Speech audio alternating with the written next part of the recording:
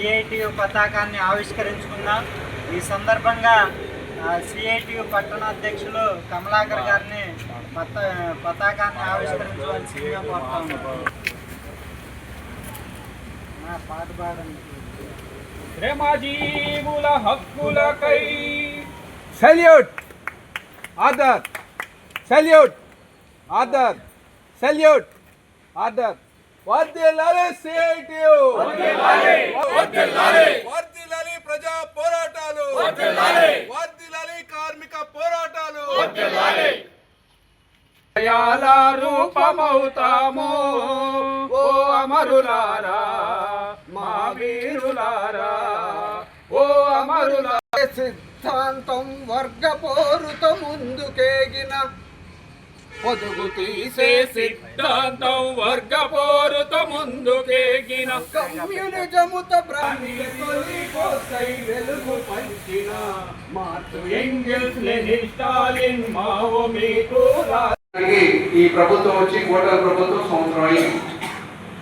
సంవత్సరం అయినప్పుడు ఏమనుకున్నాం, మనంతా కార్మికులే సంపద సృష్టిస్తున్నారు, కానీ సంపద సృష్టించేది కార్మికులు అని చెప్పేసి మనం అనుకున్నాం.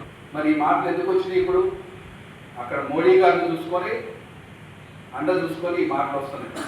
మరి నేను ఒక్కటే అడుగుతున్నాను, చంద్రబాబు నాయుడు గారు ఏ కష్టం చేశాడని ఈ 900 కోట్ల రూపాయలతో ఈరోజు దేశంలోనే ఎక్కువ ధనకమైన ముఖ్యమంత్రి ఎవరంటే చంద్రబాబు నాయుడు. మరి ఆయన ఏం పని చేయలేదు, మనమే చెబుతున్నాము. మరి ఎవరు చేయకుండానే ఈ డబ్బులు ఎట్లా వచ్చినాయి? ఆయనకే కాదు, ఆయన మనవడు ఉన్నాడు, ఈ పక్క ఊరింటో కూడా తెలియదు, ఆయనకు కూడా వచ్చినాయి ఆయన అకౌంట్లో 11 కోట్ల రూపాయలు. మనం జీవితాంతం ఇక్కడికి వచ్చినాం, పని చేయట్లేదు రోజు. మరి ఎందుకంటే రానా? ఇదే మతలబు ప్రభుత్వ విధానాల్లోనే ఈ దాగి ఉంది. మనం ఉదయం నుంచి సాయంత్రం దాకా పనిచేస్తున్నాం, చనిపోయేదాకా చేస్తూ ఉంటాం, కానీ మన మోడీ విధానాలను బట్టే రాష్ట్ర విధానాలు కూడా మారి. ఈరోజు మనం ఈ మహాసభని జరుపుకోబోతా ఉన్నాం. ఈ మహాసభకి ముఖ్య అతిథిగా జిల్లా కార్యదర్శి దండా లక్ష్మీనారాయణ గారు ఇచ్చేశారు, వారు మాట్లాడతారు. ఈరోజు సిఐటియు 12వ జిల్లా పట్టణ మహాసభ జరుగుతుంది. ప్రధానంగా కార్మికులు ఎదుర్కొంటున్న సమస్యలను ఈ మహాసభలో చర్చించడం జరుగుతుంది.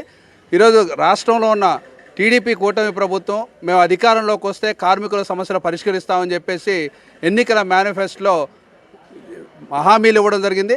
కానీ అధికారంలోకి వచ్చి సంవత్సరంన్నర కావస్తున్నా కార్మికులకు సంబంధించిన ఏ ఒక్క సమస్య ఈ కూటమి ప్రభుత్వం ఇంతవరకు పరిష్కరించలేదు.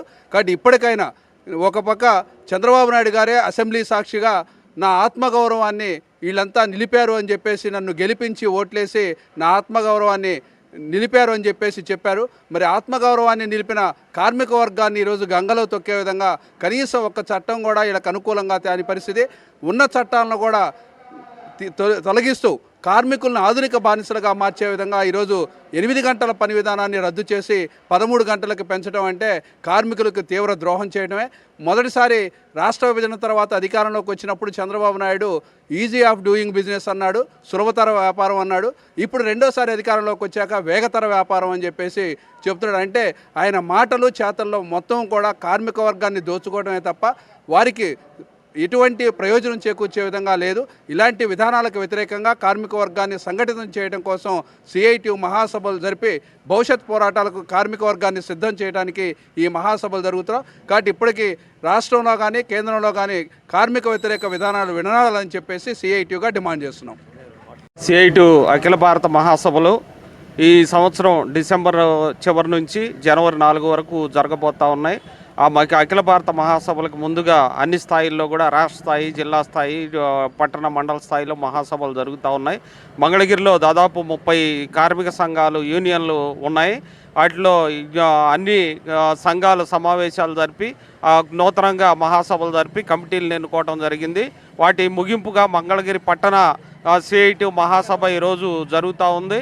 ఈ మహాసభలో ఈ 3 ఏళ్ల కాలంలో చేసినటువంటి అనేక సమస్యలు, పోరాటాలు ఇవన్నీ చర్చించుకొని భవిష్యత్తులో మరింత ముందుకు పోవటం కోసం ఈ మహాసభ జరుగుతూ ఉంది. ఈ మధ్యకాలంలో మనం టీవీలు, పత్రికలు, ప్రజల్లో మనం అనేక పోరాటాలు సిఐటిగా నిర్వహించింది ప్రజానీకానికి అందరికీ తెలుసు. ఎయిమ్స్లో 72 కార్మికులని తీసేస్తే వాళ్ళందరినీ పనిలో పెట్టించడం కోసం పెద్ద ఉద్యమమే జరిగింది. అట్లాగే వాళ్ళకి 1300 జీతం ఉంటే దాన్ని 30,000కి 21,000కి పెంచడం కోసం కృషి చేశాం. అట్లా పెరిగినటువంటి పరిస్థితి ఉంది. మున్సిపల్ కార్మికుల పోరాటాలు రంగాల వారీగా జరిగినాయి. క్లాప్ ఆటో కార్మికులకి జీతాలు ఇవ్వకపోతే ఇప్పించడం కోసం సమ్మెలు చేశాం. అట్లాగే క్లాప్ ఆటో డ్రైవర్లకు పిఎఫ్ఈఎస్ఐ 2 సంవత్సరాలది కట్టకపోతే సమ్మె చేసి పిఎఫ్ఈఎస్ఐ కట్టించాం. ఇంజనీరింగ్ కార్మికులది, మున్సిపల్ ఇంజనీరింగ్ కార్మికులు సమ్మె జరిగింది. 3,500 పెరిగినటువంటి పరిస్థితి ఉంది.